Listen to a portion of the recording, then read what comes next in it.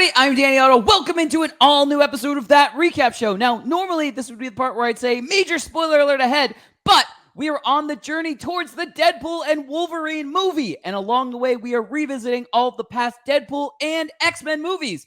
So, today is no different. We are watching X-Men Apocalypse. So, without further ado, let's start the show! Poppin' Off presents That Recap Show.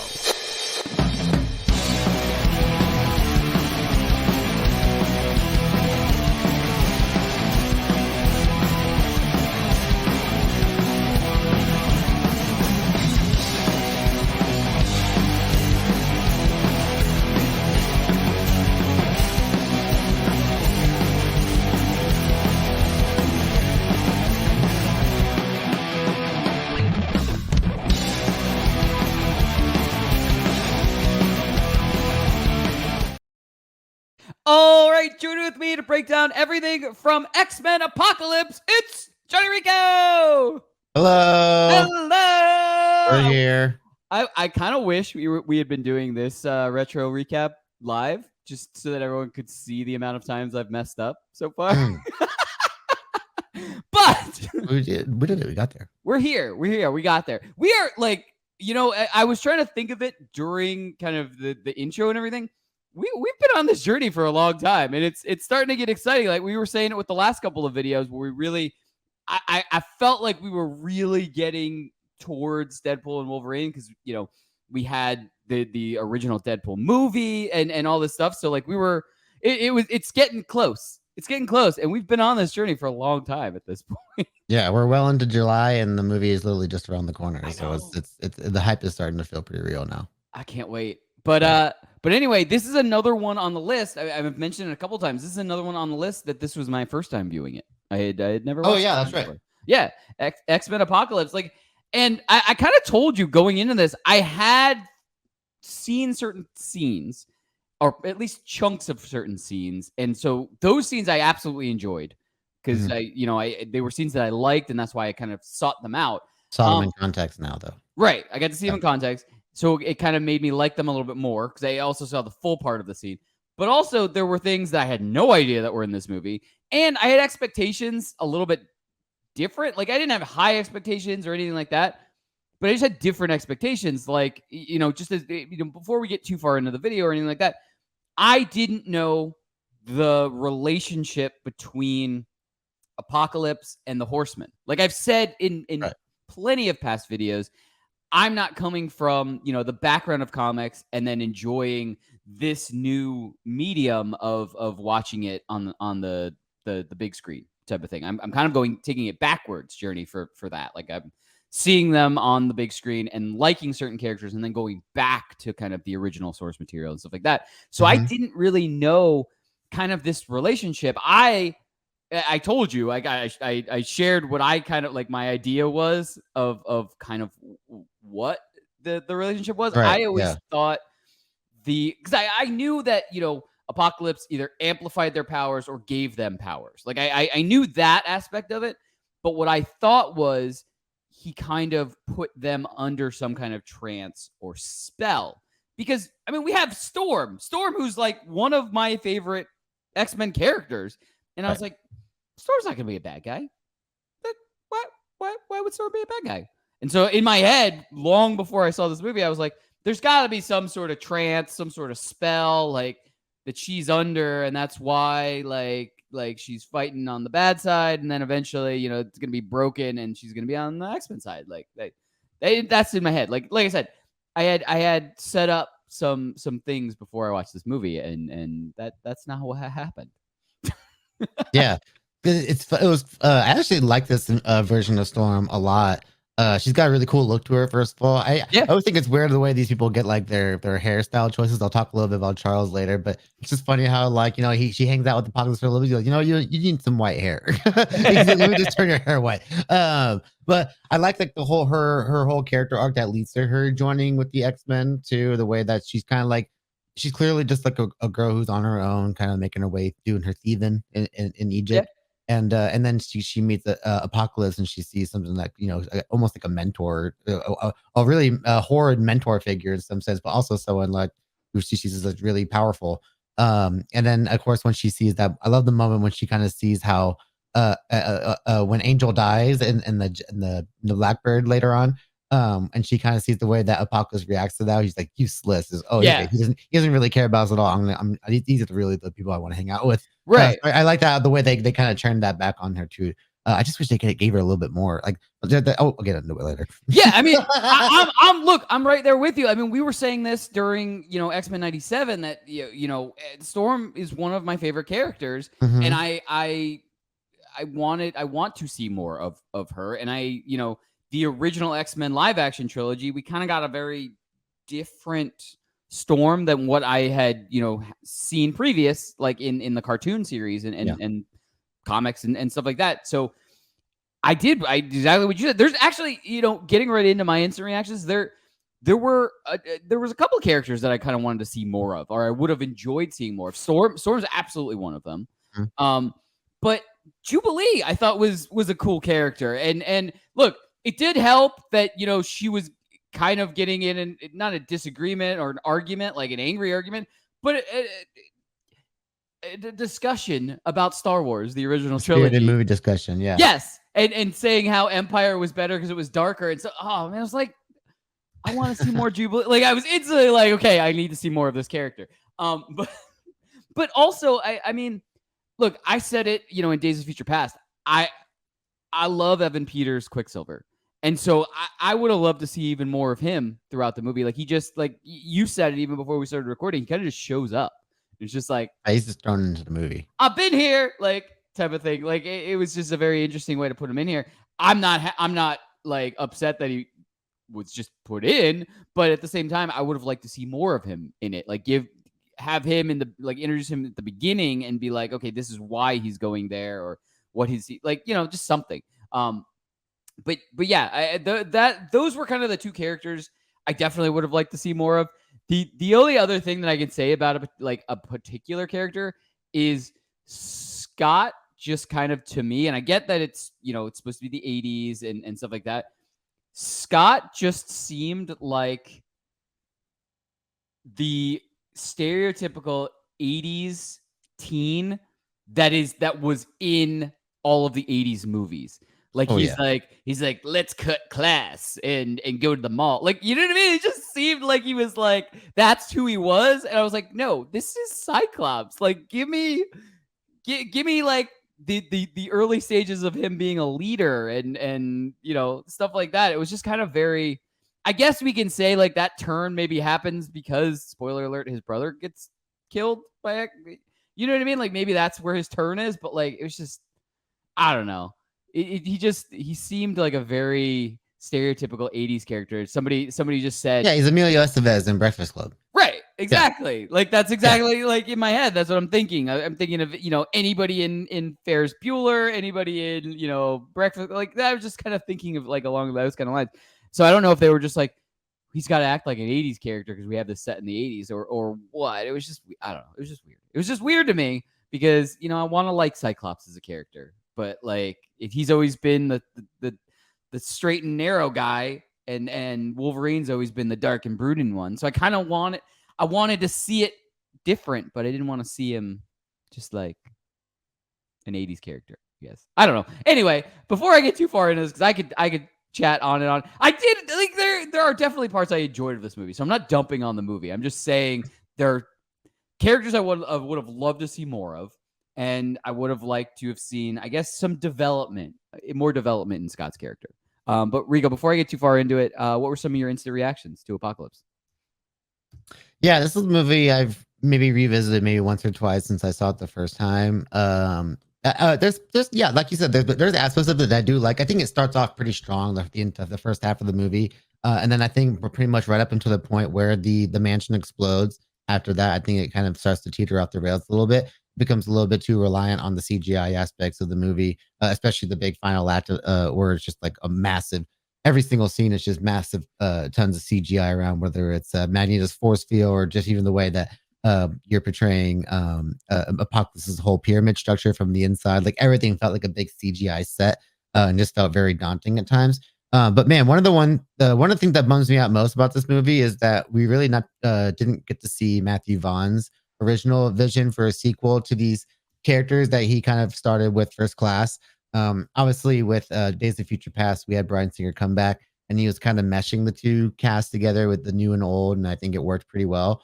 He did a good job because, especially when you made Wolverine a little bit more of a focus in it, but even the way he handles characters like Xavier and Beast and stuff like that were really cool. And Magneto, I think it was really great. But then something happened here that I think it just felt like it just was just such a massive change compared to what we got in Days of Future Past, right? Some characters are just kind of like thrown in there for the sake of just being thrown in there, not really given much to work with, which he's done in past movies before. But I even like I feel like even some character arcs are just kind of started off strong and then just aren't really as fulfilling as it kind of goes on. I think one of those is Magneto. I'll talk about that later on because he has some great moments, but then ultimately I feel like he's thrown aside as kind of like almost like a henchman because he's part of the Horsemen, right? But man, one of the things I also remember though was leading up to this movie, the original first look that we got at Apocalypse, and when he was compared to Ivan Ooze from the Power Rangers movie, because like the picture that they decided to release just had like this purple hue from whatever scene that I would have to imagine from like the portal that they were going through. Like it was just kind of like a set lighting that they had. But I like, man, I wanted to love Oscar Isaac in this movie, but one of the things that's so daunting me is just seeing Apocalypse amongst a group of horsemen and him being like almost shorter than everybody. like I expected Apocalypse to be like this tall figure that like especially this lording figure that these people kind of look up to as like as a leader, right? But you know I also like kind of the way they display his powers early on and just kind of he's pretty scary in those early scenes in Egypt, I think. But yeah, it just ultimately like there's some ultimately pretty cartoony stuff that they do with this character too. I've never found like the whole layered voices thing to be overly appealing when it comes to some villains, and it's just the way that he would just like overly scream at people, which is really funny. But yeah, it just felt to me like Singer just doesn't have like that grasp on these younger versions of these characters like he did with the old timeline of the old version of the characters. It just seemed like he kind of had like this like sweet spot with those characters, and he did really well with them. But then when he tried to take over these characters that Vaughn started with, it just like, like what am I going to do with these guys? And there's also the whole timeline stuff too, because we're working with like a new timeline, and it just makes everything like, okay, how do we make things fresh without like, are we continuing things that happened before? Are we not? And it's kind of weird how they handle this. It's kind of where the continuity starts to go off the rails a little bit. Yeah, and you know what's weird is we took a 10-year jump type of thing. But there's kind of hints at a lot of stuff happened in those 10 years. I kind of almost would have wanted to see some of the stuff that kind of happened type of thing. Because Mystique is kind of, looks like a hero and is going around and kind of helping mutants, get out of any bad situations that they're in and stuff like that. I would have liked to have seen her, kind of start on that mission and you know what I mean? Like there's other stuff in there that I kind of thought would have been cool to kind of seen. Like I like that we got more Mystique / Raven in this. I mean, she kind of played a bigger part. I felt like, Yeah, this was when they were trying to kind of make her like the face of the franchise because they had Jennifer Lawrence at the time. It was huge. Yeah. I mean, I have no complaints about her in this. I thought she did really well, and I thought her, I thought Mystique was really good in this.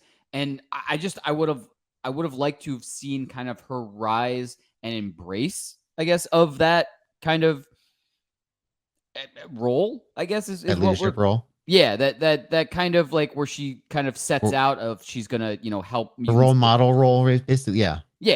I thought that would have been kind of a cool subplot that could have been going on and type of thing. Like, I get that. I guess, they're trying to do different decades and stuff like that. Like, that makes sense. I get it. But I just, you could have had Apocalypse wake up anytime.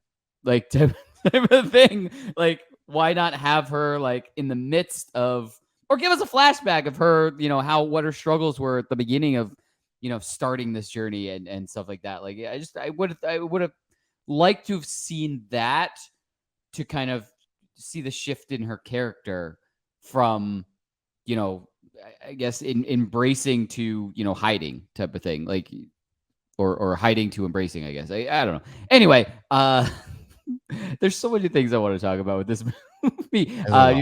You want to get to some big takeaways?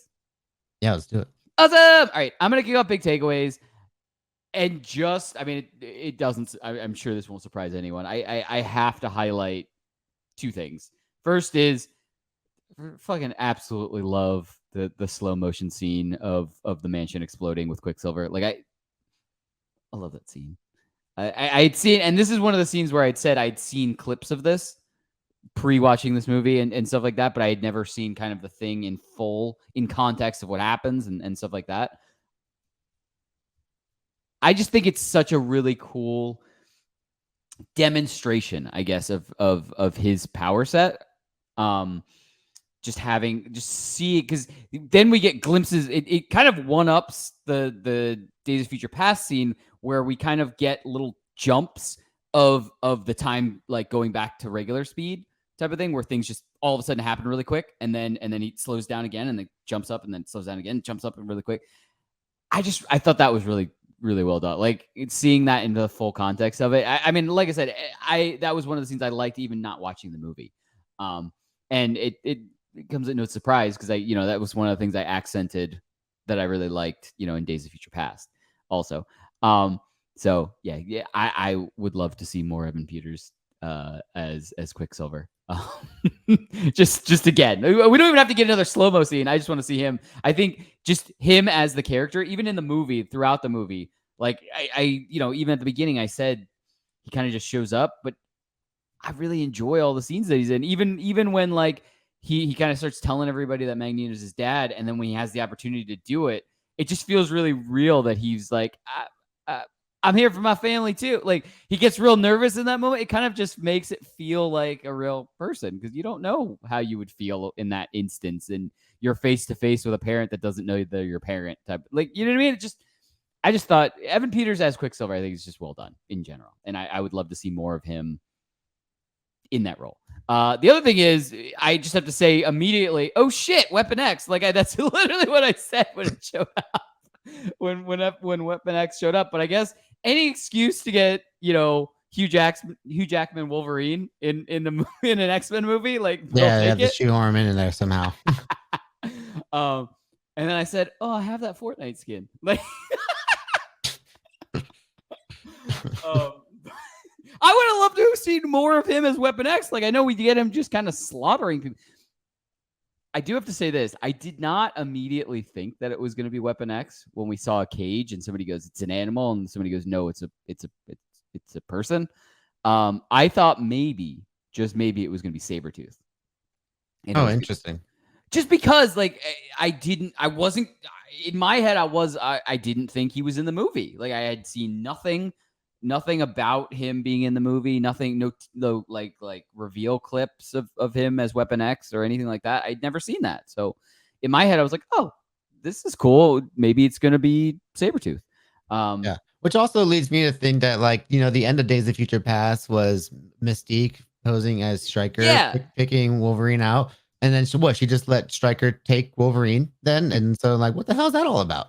Yeah. And so I found that to be like a little bit jarring, a little bit. And so, like, the way he's thrown in there, I'm like, and also I love the way his origin is handled in X2 so much, with the whole, like, the tube and that whole thing with that Stryker. And I'm like, he's already got the blades when we got them, so it's just like we don't really. And I believe in the original timeline, he escapes pretty much like immediately. Right. He just gets the hell out of there, right?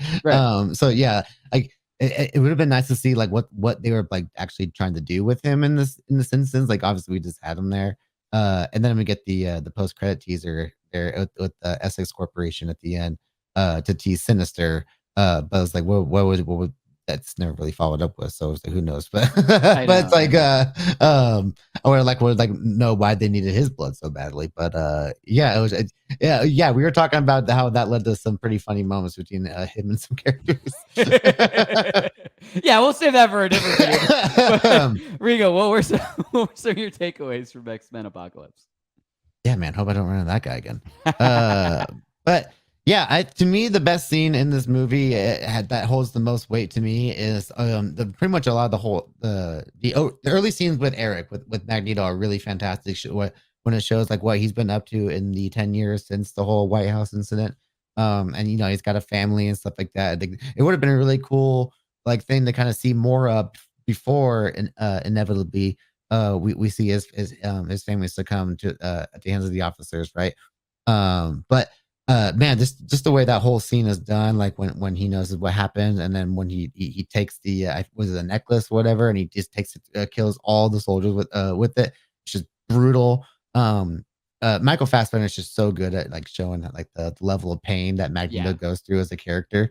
And I think it's just a fantastic scene there. I like the one he just yells at nothing, like, is this basically what my life is supposed to be? Essentially, is like what when he's yelling out at them. And so I like that whole, and the way it leads into him coming back into play as Magneto is really cool. It was really kind of crazy when he walks into the factory and he's about to like take all these people out, and then Apocalypse shows up. He goes, "Okay, I'll just sink all them into the ground." I'm like, that's how you get someone to follow you. Like you turn around, you see like that, like, okay, this guy is not messing around. I'm gonna see what this guy has to say. Like, but yeah, Michael Fassbender as Magneto will always be the highlight of these movies for me. And I kind of wish we would have got more of him and Charles interacting with each other. I think, because again, I was saying earlier, he has some really great a great character arc that starts off the beginning of the movie, and then he's just kind of relegated to being one of the horsemen essentially. And then even in the final fight, he's just stuck in his little his magnetic force cocoon basically, until he decides to kind of turn on Apocalypse at the end. So I kind of wish we had gotten more character work between him and other X-Men. Would have been great. And then also we're talking about Cyclops and all the younger X-Men that we get introduced here, right? That they're the rookie class of the season, but they're the ones that we would know to be the top dogs essentially, which is pretty awesome. But I like how we get to see like that youthful part of them, and we get to see sort of leadership qualities from Cyclops, in the sense that he's just leading like this gang of kids just doing kid stuff. And then he's also kind of doing his thing when it comes to helping free them from Stryker's facility as well. Like he kind of plays a little bit of a role there too. Another thing I thought during that scene was like, why didn't Nightcrawler just poof in and get everybody and then poof back out to the top room instead of just having Cyclops blast the door open? But I would have liked to have also seen more of Charles interacting with that rookie class more, building that relationship that we know, because I think that to me is the big thing, is seeing the bond that Charles has with characters like Jean and Scott, and I don't even know if we even get to see him really interact much with Storm much in this. And that's another really like close relationship. That's there too. I can't remember if we'll get to Dark Phoenix. I'm not sure if we'll get more of that, but yeah, I think that's something I would have liked to have seen established more. We get some good stuff there at the beginning when it comes to giving Cyclops his glasses and kind of testing out Scott's powers, but nothing else as far as the other characters, and Jean too, a little bit of Jean. Mm-hmm. Oh, also, just to make a note, did you note that they were Ray-Bans? They were specially made Ray-Bans for Scott. Yeah, because it's the 80s and everyone has Ray-Bans. I got 2 pairs right here next to me. You want to get to some predictions / spitballing? Yeah, time to spitball. Let's do it. Yeah. All right. Why don't you kick us off? Okay, so the main thing for me here is justice for my boy Havoc, dude. Man, I really didn't like the way he went out in this movie. Just kind of like, he basically just blows up the Blackbird and essentially destroys the whole mansion and goes out in the blast, which is crazy. Yeah. But man, this movie, because he was one of my favorite characters in First Class, like with the way they kind of handle his character arc and his power set and stuff like that. He has a really cool story. And then in Days of Future Past, like he's in the army and like getting helped by Mystique, but that's all we get to see of him. And then of course, we get to see him kind of like hanging out here with his nice long hair and looking all nice and pretty, just kind of like visiting his old friends. And then but we don't get to see him like out in the field again, really. I would have loved to have seen like a point where, like, even in the final battle, if he had died in the final battle, I would have been cool with that. But getting to see him and Cyclops fighting side by side would have been amazing, especially if they had like this cool like shot where they're like back to back and he's shooting a beam out of his eyes while Havoc's shooting a beam out of his chest. Like, it's and they're kind of pushing each other, like pushing into each other. So pushing it, like to like defending something that whatever. If cool. Apocalypse had some like minions, something like that, he would have been fighting off. It would have been really cool. Some Sentinels in the danger room, some shit like that, right? Yeah. It just had like this comic book splash page written all over it. It would have been a cool image to me. in my opinion. But hey, we got this void here in the MCU where any character I feel like can show up at this point. So why not have some kind of like version of Havoc somewhere out there just causing havoc in some form, right? Yeah. Even if they somehow manage to throw him in some kind of like version of his like comic book suit, or even they throw him in the old first class suit, would be really cool. But yeah, I want to see more Havoc. I think Havoc was a really cool character. Yeah, I totally agree. I mean, really just seconding you. I mean, the fact that we could see any of these team members kind of in the void, and you know, I would love to see more Havoc. I would love to see Evan Peters Quicksilver. I think this is number one. I said no surprise, but I think I've already said this a couple of times for Deadpool and Wolverine, hopeful things. I would love to see that, but then I would like to take it a step further and then have Deadpool like say something in the fourth, like breaking the fourth wall and say like, we all know, you guys got fooled by the Ralph Boner bit, but like, no, this is the real time deal. And then like he actually pulls them all the way through into the MCU or something. Like I can just see that happening. I think that would be really funny, and it would be like kind of that not redemption, because WandaVision was a great series, but like just to kind of make up for anyone who was like, really, you played us, basically. You told us we were getting Quicksilver, and we got we faked out and got a Ralph Boner, basically. But like this is like kind of the makeup for it. Like Deadpool's like, no, this time we're gonna pull him over, and then they just, even if they never refer to him again, but they just kind of pull him over to the MCU, saying like he's really there somewhere now. I think it would be a funny bit to have, basically. But yeah, I would not complain if we see more Havoc. I wouldn't complain. I think there's no way it doesn't happen that we get, some of the older team interacting with some of the younger team members in the void type of thing. Just because I think Deadpool will make a timeline mixed up joke type of thing. Like maybe, one of the teams has some of the younger people and some of the older X-Men. Some kind of Days of Future Past joke. Yeah, something like that, and then Deadpool just like pulls them over and to the right teams type of thing and goes, there we go, that's better. Like you know what I mean? Like he was like, that was gonna bother me all day, or something like that. Like even if they're like imprisoned, like Cassandra Nova like has them all imprisoned, but like has them mixed up in the wrong team and the wrong timeline teams. And and Deadpool just keeps complaining that they're not in the right spots, and is like, my OCD, like it's gonna kill. Like, and he's like, just switch their places, like some kind of joke like that. I think would be funny, and it would work. And there's no way we're not gonna have like a ton of cameos like that happening. So yeah. I wanted to give a shout out to a couple one characters I liked, and also but another scene I like. One, I like the scene where Apocalypse recruits Angel, because he's recruiting Angel to be in the Four Horsemen to Metallica's Four Horsemen song, which is just like incredible. And it's just like a really badass song. And the entire sequence of Apocalypse giving Angel his metal wings is just like brutal. Like if we thought like his whole origin scene in X3 was brutal with him like as a kid, this took it to a little bit of another level. It was really gruesome. But I thought that character was just really cool and badass. It sucked that he kind of went out the way he did.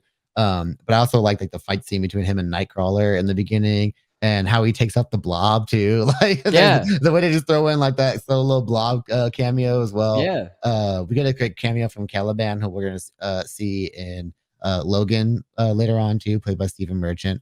And I thought this was a very interesting version of Caliban too. But he also works with Psylocke, who was played by Olivia Munn. And I thought Olivia Munn was a really cool look for Psylocke, because she kind of looks just like her in the comics. Just really wish we could have gotten more with her. She has some pretty cool moments as well, though. But yeah, I just want to give out the shot. And of course, Cody Smith-McPhee as Nightcrawler. I thought he actually did a fun job in this as a younger Nightcrawler. That's what I was gonna say. Yeah. I was shocked that you didn't say anything about Nightcrawler up until now. Like, I love the Alan Cumming one so much. Yeah, I literally didn't put anything down about Nightcrawler, because I was like, no, Rico's gonna talk about Nightcrawler all day. Like, no, yeah, I love Nightcrawler. I was like sitting here biting my tongue. Like, I loved it. Look, I thought it was really cool, because as much as I agree with you, the Alan Cummings Nightcrawler, iconic. Like, would love, absolutely. But I feel like we kind of had more from this Nightcrawler than we got with the Alan Cummings Nightcrawler. He got to be one of the gang. Right. Cool. Yeah. And that's what I really enjoyed, was because they all kind of got thrust into it, but like he got to kind of use power, like his powers on a normal basis. And then also, they kind of coached him into doing stuff he's never been able to do before, like, teleporting multiple people at the same time and stuff like that. Like, he played really, a crucial role. Right. It really felt like he was part of the team, whereas in X2, it just kind of felt like, maybe they were recruiting him, but at the same time, they were kind of like, not really 100% trusting him. Like, everybody didn't 100% trust him at first. Him and Storm kind of had that breakthrough, like part of the way through the movie, stuff like that. But yeah, I mean, this one, it really felt like he was part of the team, and I kind of really enjoyed that aspect of him. Yeah, one of my favorite lines in the movie too, where he just goes, "I'm blue." I'm blue. And he goes, "No, all right, cool." Yeah, that was one of my favorite things when Mystique and Hank reunite. Right. Like, hey, remember me? I'm the new kid. I'm blue.